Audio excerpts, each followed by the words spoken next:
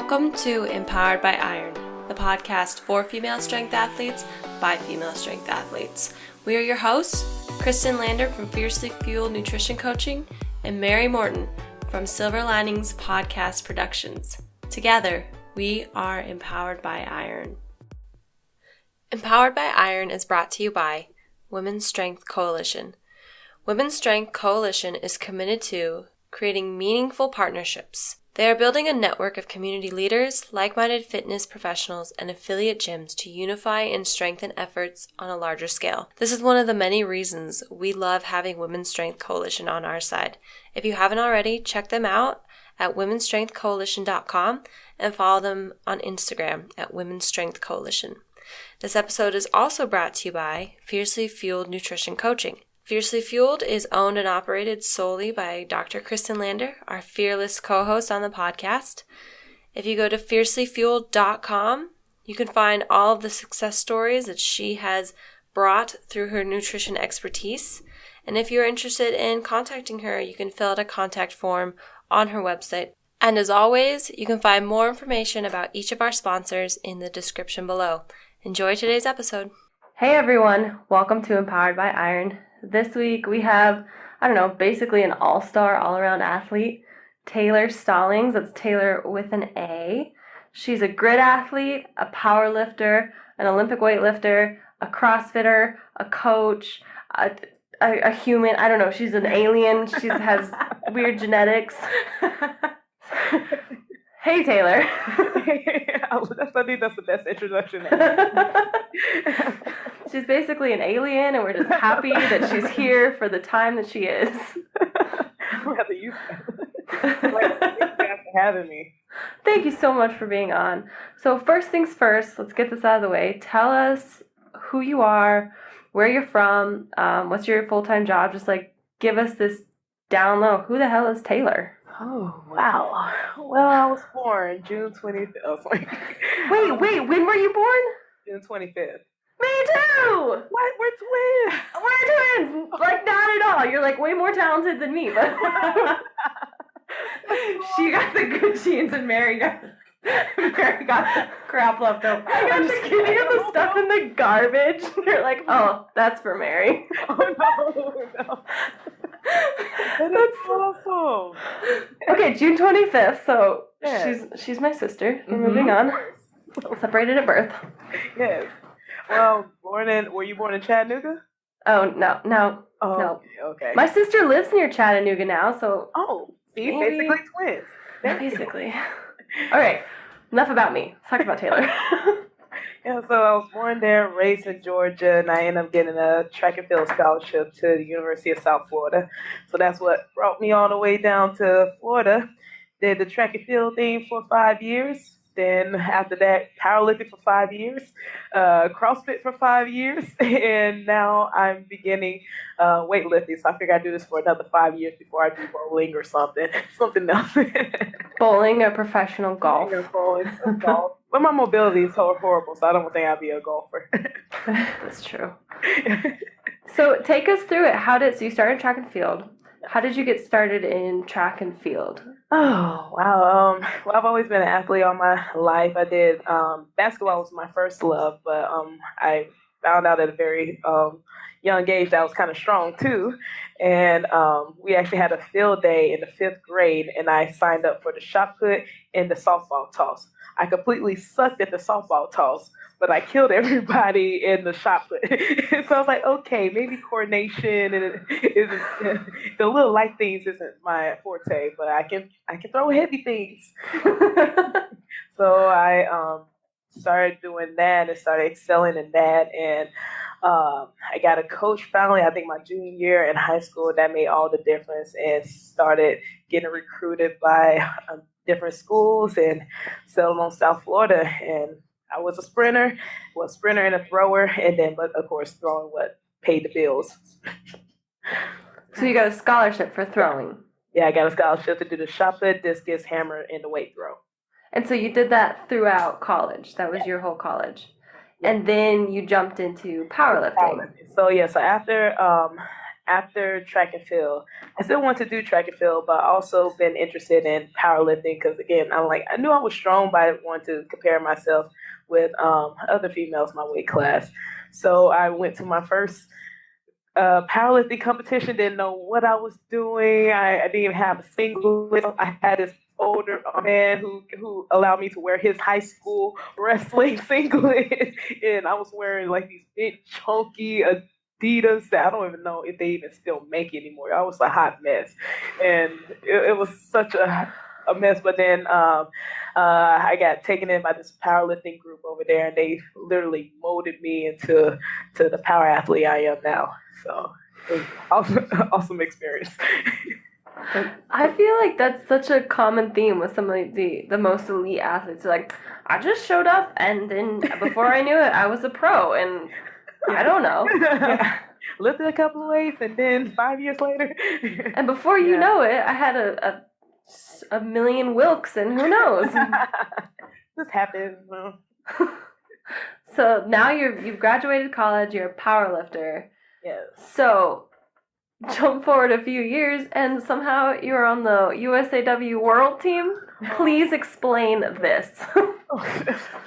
Well, going back to powerlifting, like I got bored with powerlifting. At this time, I had already dropped 4 different weight classes, and at this time, I had like 10 world records at one time throughout those 4 different weight classes. So I started getting kind of bored with it, per se, and I always told myself, I'm like, once I get to a level where I don't get butterflies or I don't get excited, I'm just going to stop it. And so that's how I found CrossFit through an expired Groupon, and and I started doing that, and I started getting excited again.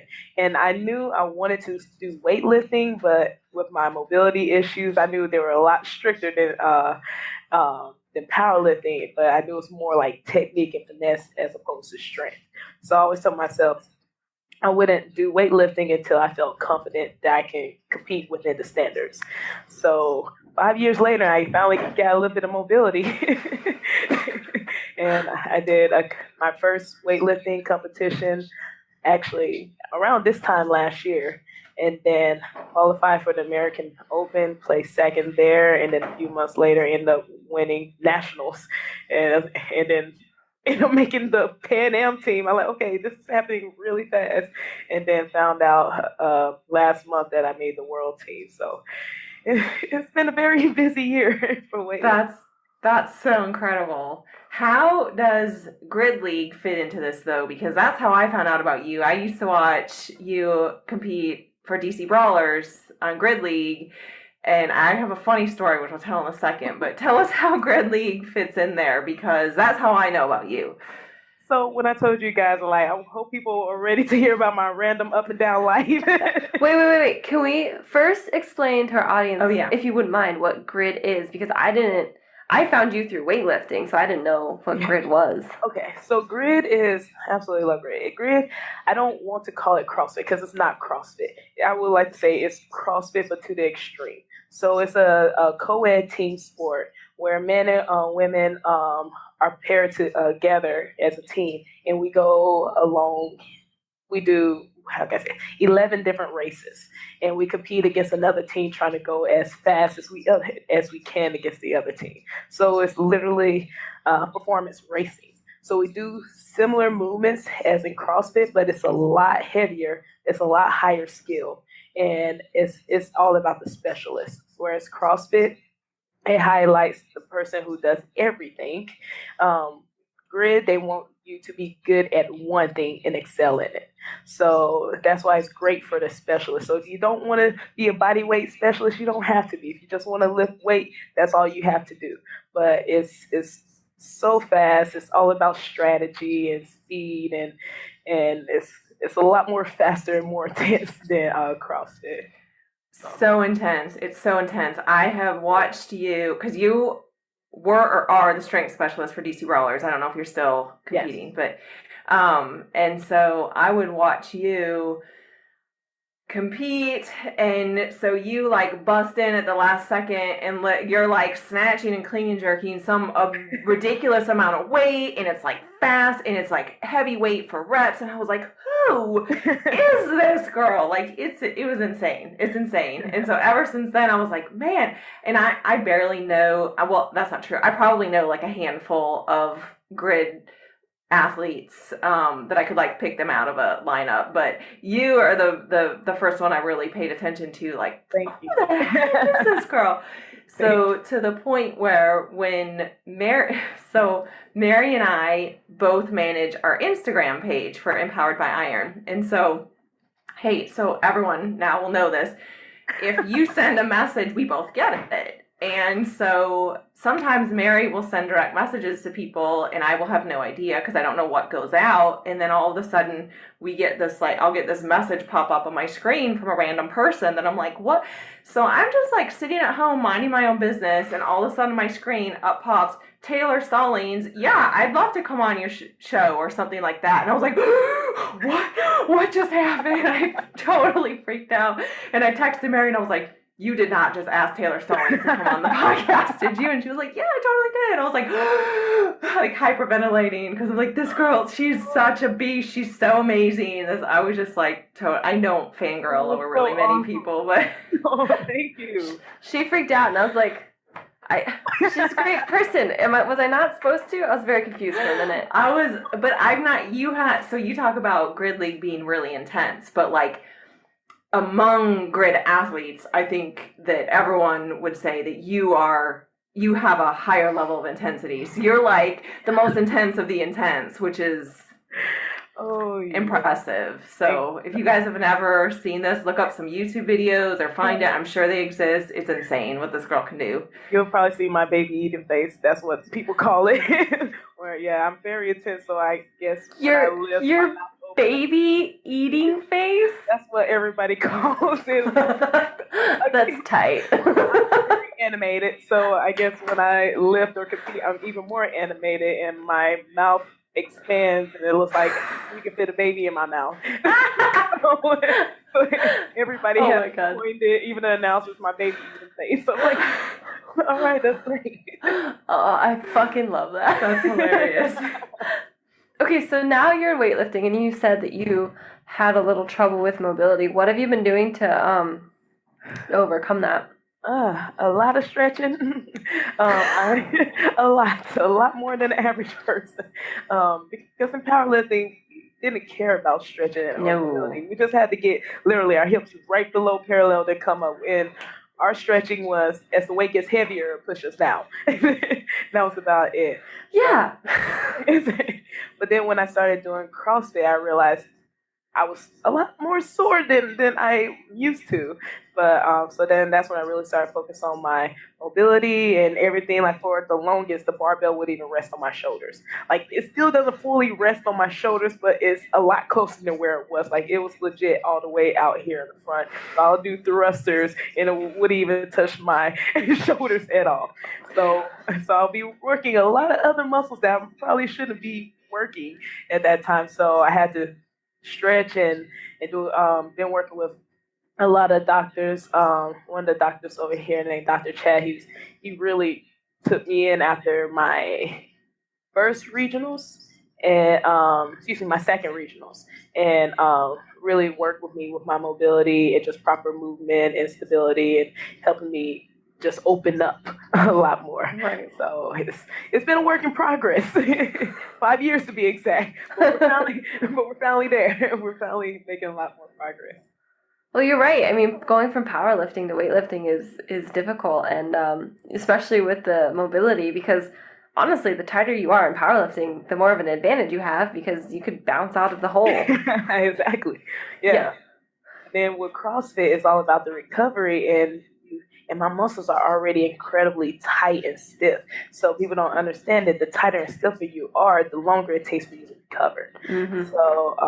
So once I started doing that more consistently and warming up properly instead of just jumping right into it, it just made a world of difference for me. And now that I'm not really doing CrossFit right now, just focusing on the weightlifting, I have to stretch my warm-ups is usually like 35 minutes before I actually put some weight on there. And then I still kind of stretch afterwards and before I go to bed just to maintain it. Yeah, so I feel that pain. I have a similar trajectory over my athletic career, though not to the elite level that you're at, but I trained powerlifting, style lifting, because that's what I knew, and then went into CrossFit, and then went into weightlifting, and I'm so immobile, and that's been my biggest challenge in weightlifting is the mobility, and Mary can attest. I get to the gym and it's 30-40 minutes before I even go pick up a barbell. Yes. Yeah. So how does your world prep? What is your prep like? What is your take us through a day of Taylar. What does your day look like now that you're prepping for a world team? Like, that's amazing. Well, first I gotta fit that in with my everyday stuff because I'm the director of coaching. At 1EW, we have 4 different gyms here in the Orlando area. So I'm traveling around to 4 different locations throughout the week, checking on my coaches and everything. So I'm very sporadic. So I have to be strategic in when I go to my facilities and when I can get my training in. So right now I'm training Monday, Tuesday, active recovery, probably like some kind of squat day on Wednesday, then Thursday and Friday. And then right now on the weekends, all my friends decided that they want to get married this year. So I have like three weddings in a span of a month and a half and everything. So it's a lot going on. So the weekends is usually my travel. So right now it's a lot of technical stuff. Not a lot. It's all technical stuff because I have the strength side. I just have to learn how to finesse it. So that's all my coach has been working with me on, just being more efficient with the technical side. Yeah, I remember because that's how I found out about you is through nationals actually, and I remember the commentator. He goes, "Did she just power that?" And I was like, she just powered that. And then you won the national champion. I was like, oh shit, this girl just powered everything. What is going on? It all makes sense now. I understand now. Easier just to power it. my one of my coaches, Taylar Stallings, he asked me like, "Do you ever get to the bottom?" And you were like, "This is the bottom, right? This is my bottom." One of my buddies made fun of me that because in my head I think that I'm way down at the ground. I feel as if I'm ass to grass. So now one of my friends, he deemed it ass to my grass. Like, some people don't really cut their grass, so their grass is a little bit higher. I like that. So this is my ass to grass. Oh my god, that is so funny. It's just too much work just to squat it. I'm just like, just catch it high and I'll save my energy. Whatever. If you're strong enough, hey, I mean, there's no rules against it, so go for it, man. Obviously, you made the world team with doing power snatches and power cleans. Some more power to you. LOL. LOL. Pun not intended. Okay, so being a woman athlete in this world, how do you deal with the negativity or hate that you get? I'm sure you heard a shit ton of backlash from winning a national title, and they're like, who the hell is this girl who came out of nowhere? So how do you deal with that? And let's just have a conversation. Like, what the fuck, man? The hate is real. The hate is not just in weightlifting. I think since I've been in weightlifting, I've gotten the most positive feedback from weightlifting, but it's been like powerlifting, grid, just walking around just with videos I post. I get it all the time. Of course, I get the whole steroid coming and freak coming and look like a man coming, and I get that all the time. And it's hard to ignore, but you have to. And it's tough because in a world where there are a lot of people who try to take that advantage, and you know what you do, but because of course genetics, you just have to deal with it. And just no matter what you do, you can't make everybody happy. So you just have to focus on you and focus on what you're trying to do, and let the unhappy people be unhappy. Do you have any things in your life that you kind of turn to when you experience an excessive amount of hate? Honestly, I've had my times. I have my tears. I have my breakdowns and everything. But the one thing that has always stayed constant has been the weights and just lifting and training. So in times like, it's hard to talk to people, of course, because my friends and my spouse, they're always trying to uplift you and everything, but still, it's still gonna be bottled up in there. So I just take my aggression and frustrations out on my craft, what it is I'm doing. So that's never lied to me. Obviously not. Well, you hear that a lot. I mean, we've had a couple big powerlifters and weightlifters on, and that's what they say. They're like, honestly, it just fuels my fire. And so it's amazing to me that people take the time out of their goddamn day to comment. And you're like, can you just leave them alone? Like, but then somebody, actually, one of my good friends said that if they're talking about you, or if they're doing, if they're taking, like you said, the time out their day to respond to you, that means you must be doing something right. Yes. So if other people are talking about you, then what you're doing is big. So I try to take that, and I'm like, well, then let me give them something more to talk about. So you're like, watch this. So I just try to turn everything into a positive. Oh, I just love that. Mm-hmm. That's something that's so beautiful about once women actually come together in the strength, specifically women, men too, but when women come together in the strength sports, you see this just overwhelming positivity when people just let it go and they're like, hey, you may only be able to lift like 10 pounds, but at least you're doing it, or, whatever. And then I have, because of course I work with a lot of athletes and members and just people in general, and they always try to compare themselves to me. I'm like, don't compare yourself to me. I'm like, I have my own issues, my own journey, or whatever. If this is your first time over 65 pounds, that's huge. Yeah. That is huge. But people that's wrong with our society. They keep on comparing themselves to somebody else. Focus on what's going to make you the best you in your own personal PRs, because I have my own issues and my own struggles. You're going to have your own issues, your own struggles. But at the end of the day, like, if I get 2 pounds heavier or whatever, or if I get a little bit more mobility, I'm celebrating. I'm like, that's my victory. So just focus on you and building yourself. And that has a lot to do, like, people are afraid of being successful, so they see people like you who are successful in something that maybe they want to be, or you're just generally successful, and they're afraid that they can't do it, so they have that kind of jealousy inside. And I mean, I felt it before. You see these people who are really big, whether it's business, whether it's lifting, and you're like, shit, they must be on drugs or whatever. But then you catch yourself and you're like, that's something we deal with, is just like the fear of not being good enough or not being able to be successful. And it's a lot of years, and people think like, oh, she's a newbie to weightlifting. I'm like, I've been competing all my life. And I'm like, in high school, I back squatted 315. So it isn't like this came overnight. And like, I've always been strong.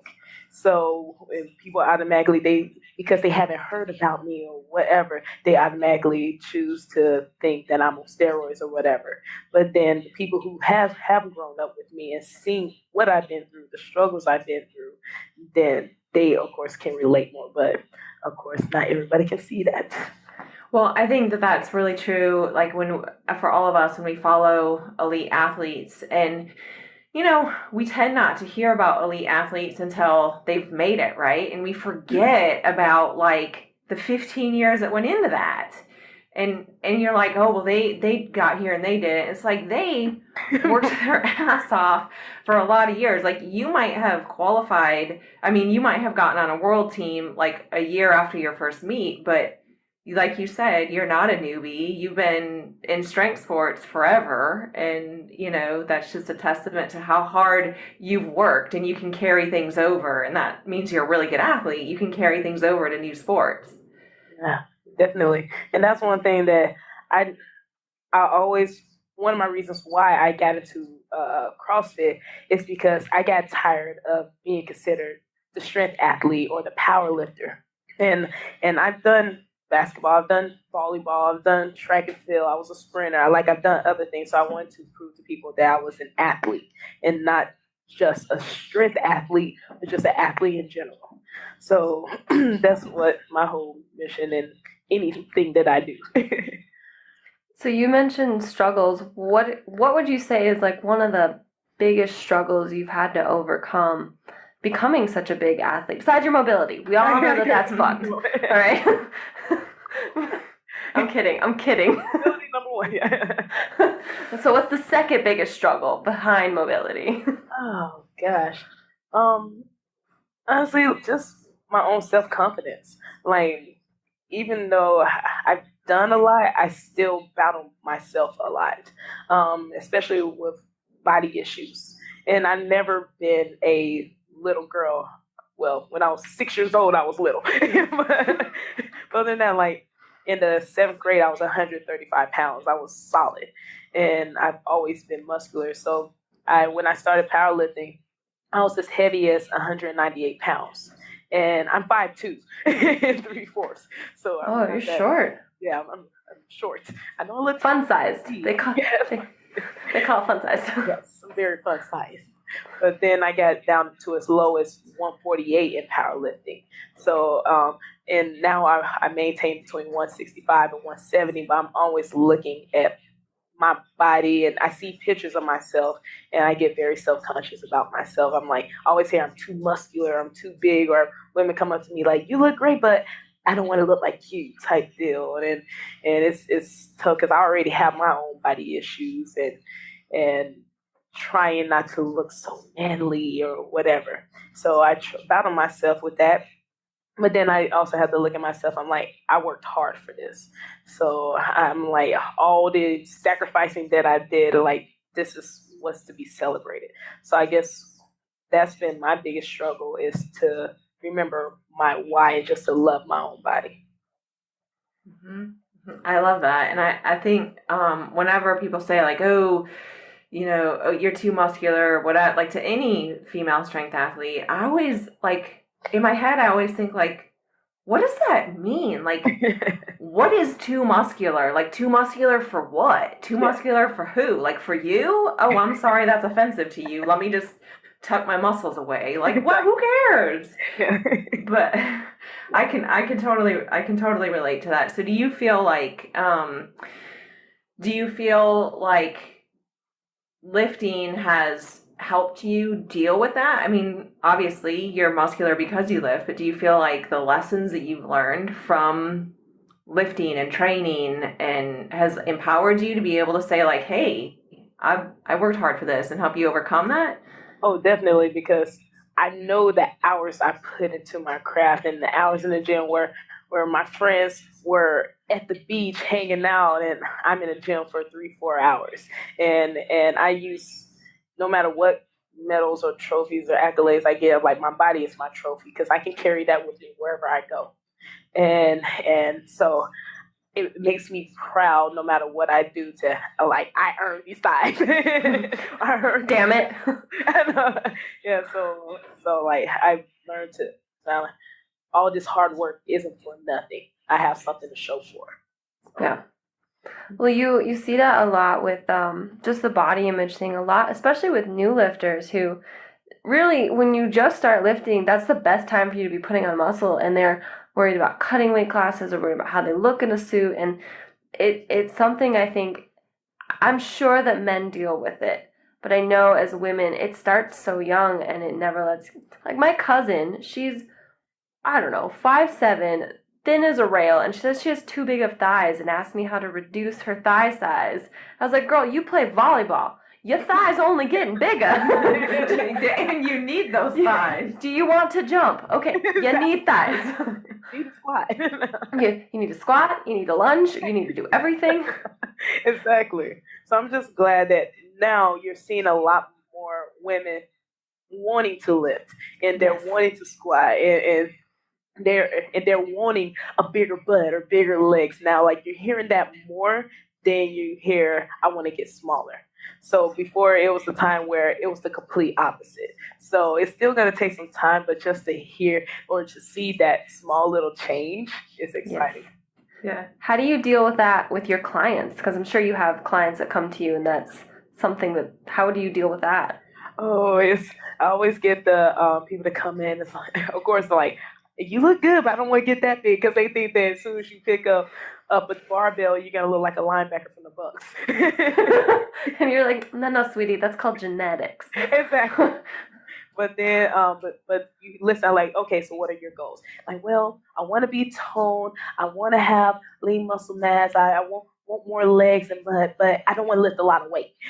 So I'm like, well, everything that you're telling me, you have to lift weight. It doesn't mean that we're gonna put 400 pounds on your back and be like, have fun. Well, you don't accidentally put on like 50 pounds of muscle. It doesn't like happen on accident, and people think that all the time. Like, I'm gonna get too big. Or first of all, you're gonna know. I mean, it's not like you wake up the next morning and like all of your shirts are like Baby Gap shirts. You're like, what the Exactly. So it's hard just changing that mindset because of course how society raised us in a sense, but just getting them confident with just loving their bodies and staying off a scale. The biggest thing, stay off of a scale because they'll see that number go up just a hair or not move and they'll completely break down and because they associate the scale with being overweight. And I showed them pictures of me at 165 when I powerlifted and me now at 170. And they thought I was lighter now than I was then. And I was like, look, I'm actually 5 pounds heavier now. And they're like, how is that possible? Because I'm like, muscle mass is a lot denser. So once you give them a visual of that, then they start to buy in it a lot more. But you still got to keep them off the scale. Yeah, at least at first, until they can dissociate their worth and the number that they see. That's something that it's taken me until now. I mean, now I can get on the scale in the morning and be like, okay, but even a year ago, it was like, shit, I'm up a pound, what did I do? I tell people, take pictures. Pictures is the best thing. Yes. Take pictures of do it like at the end of each month. And just compare yourself with your clothes. Are they fitting tighter? Are they fitting looser? But then you start take it from the side. Like you'll start seeing the changes in your body then. And that will give you a better representation because you see yourself in the mirror every single day. Mm-hmm. So you don't see what everybody else sees. So you're going to look the same. So take pictures. That's going to be the true test. Mm-hmm. Amen. I like that. Yep. I have a funny story actually about this. I know this is supposed to be all about Taylar, but I had to make it all about me for a second. I started a squat cycle, like I'm on week 10 of the squat cycle. I was just coming back from surgery and whatever. Anyway, I do exactly like you said. I take pictures like every month or so or whatever. And I just went and compared my pictures from the beginning of my squat cycle to now. And I still have a few more weeks on it. And I was like, holy booty gains. Like, oh my gosh. I was like, how did this happen? And I showed my husband and he was like, he didn't know what to say because he was like, I know that you look like you're excited, but society tells you you're not supposed to be excited about that. And he was like terrified. He was like, yeah, okay. And I was like, okay, so side note, I'm really excited about this. He was like, yeah, good job. I don't know how I should react right now. Yeah, and I love that's starting to become like people will post stuff like that on Instagram, like, hey, my thighs are like so much bigger and they're excited, and I love that. Yes. I just love that change. Yes. I love seeing it. And also working with a lot of youth. You see, I'm loving seeing a lot of the high school female youth that are signing up for the weightlifting team. Yes. And that's so exciting because when I was in Georgia, they didn't have a female weightlifting team. I had to compete with the guys because they didn't have a female squad. So they're like, oh, if you want to compete, you got to compete with the guys. And so when I came down here, I'm seeing the women weightlifting, the girls weightlifting team, And you see all these girls so excited to sign up. A few of my CrossFit athletes signed up, and they came up to me like, Taylar, I learned how to bench press. I'm like, yeah. And they're excited about bench pressing. Like, it's so much fun. I'm like, yes. So just to see that turnaround to where I was, where I'm literally going up against the guys, it's me, maybe a couple of other girls in there, and then to see this whole abundance of young girls like excited about learning to squat or clean and jerk and bench press, it's so awesome. Yeah, I mean, when I was in high school, I took a weight class, and it wasn't celebrated for women to take a weight class. So it was me and this other girl, and the coach didn't take us serious. He's like, you guys don't have to squat, you don't have to do anything, you just sit here. I remember for our final for the gym class, we had to move a bench from one side of the room to the other side of the room. What? It was like, yeah. And of course, this is young me, so I was like, whatever, A+. I didn't understand what weights were. Oh, yeah, so I got an A, no problem. But I got an A, but all I did was just move a bench. I didn't actually move a barbell. I'm not saying that I'm not lazy. No, that's what I'm saying is you didn't know. But they just need things. They're like, okay, this is a great move. It was now that looking back, it's disheartening to see how uncelebrated it was. But now that it's becoming more of a thing. Had that coach taken us 2 extra seconds and been like, all right, let me teach you how to squat, I probably would have found strength sports way earlier than I did. Just like, hey, take 2 seconds out of your day and celebrate the fact that there's a girl in your gym wanting to do something. Not only that, it was his job. It was his job. Exactly. But it's like, even with me, like, I had a weightlifting class too, and we had like maybe 10 girls in there, and they put all 10 girls on one bench. And all the boys, they're all separated in stations, like 3-4 people. We had 10 girls on one bench. And I remember one of our tests was max reps at just a barbell of bench press. And girls getting like 10 reps at that, or 5 reps. I was up to 60, 70 reps. And I'm just going, I looked over, I'm like, can I stop now? Then they're like, where you at? Like, 60 whatever, and they're like, okay. And I stopped, and I was like, I need more weight.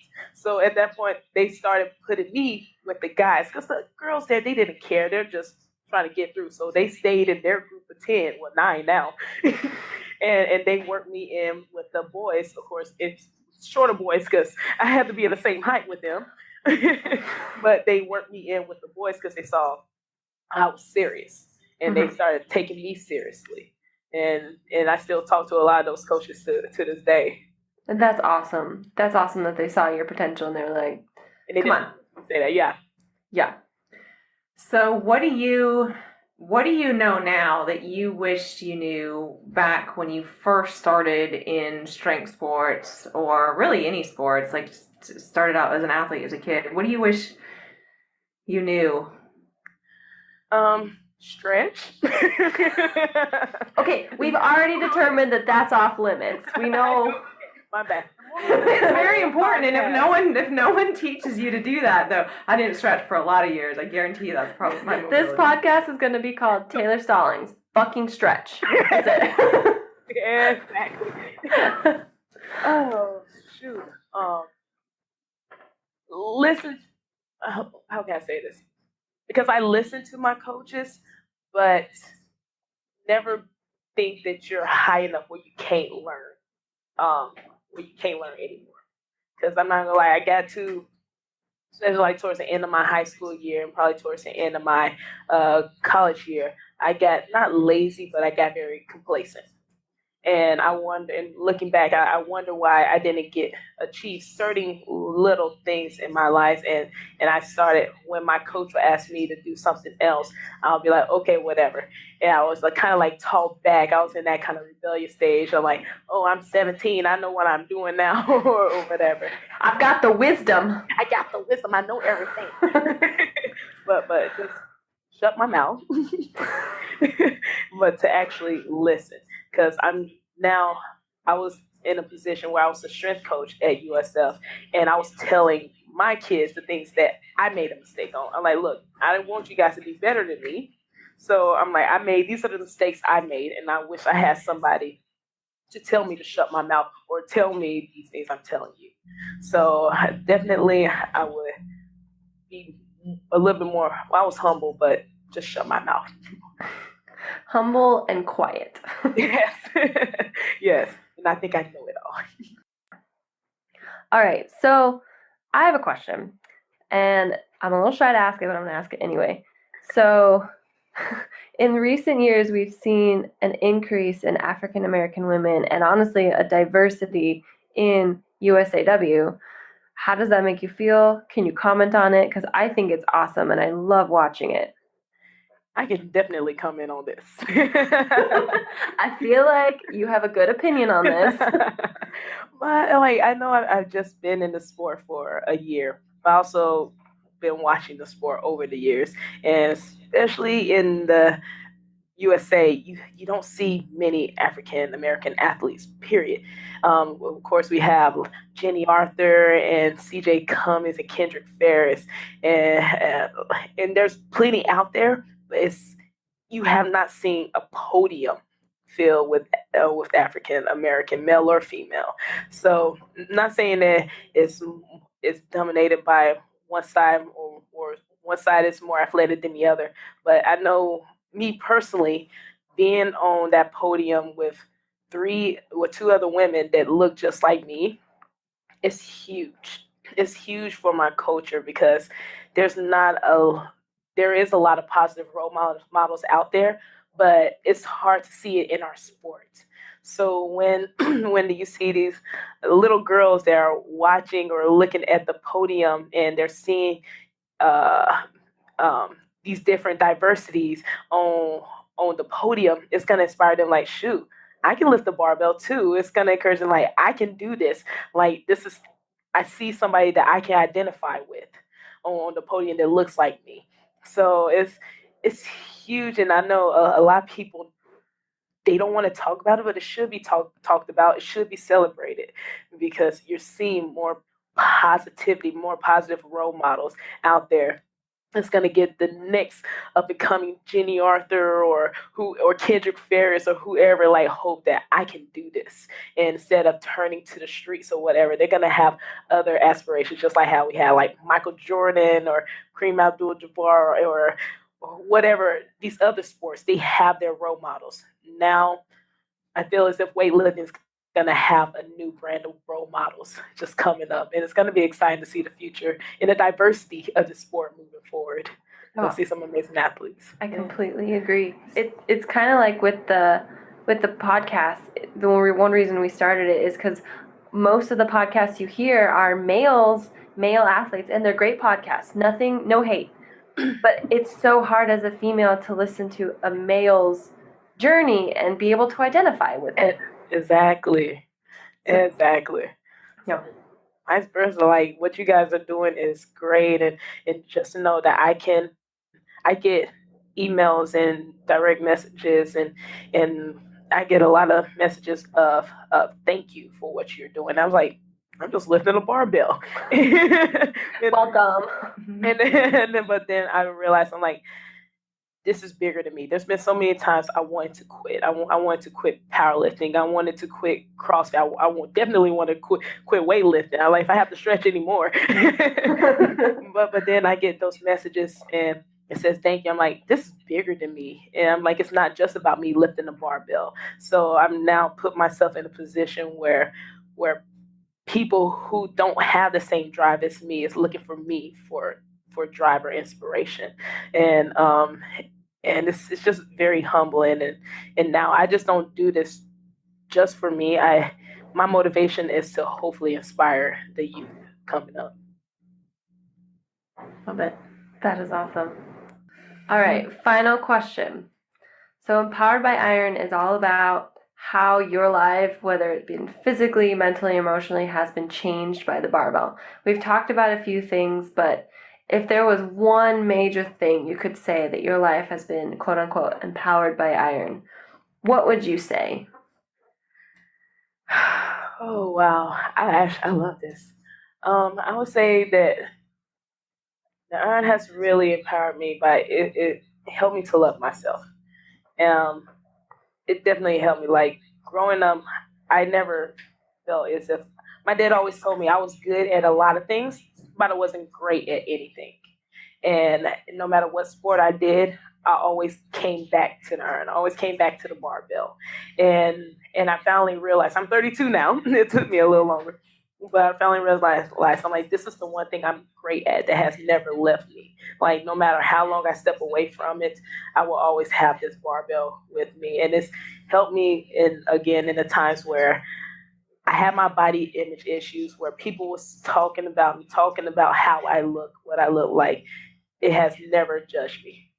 And so I can always take out my anger, frustrations, and whatever grief or whatever I'm going through at that time. The barbell has always been there. So I love that. That is awesome. That is awesome. So is there anything else you want to add? Anything you want to plug? Shoot, just follow me in my off the wall random journey. Instagram at Taylar Made, Taylor with an A. Yeah, not OAR, AR. I do like that. Taylar Made, all one word, and just Facebook. I think right now I'm at a cap, but if you send me a message saying that you cannot be my friend, send me a message and I promise you I will delete somebody and we will be friends on Facebook. I love it. Oh my gosh. Great. Well, thank you so much for being on. We really appreciate it. You guys are doing an awesome thing. I love this. We love having you on. So, all right. All right, guys. Thank you. Thanks.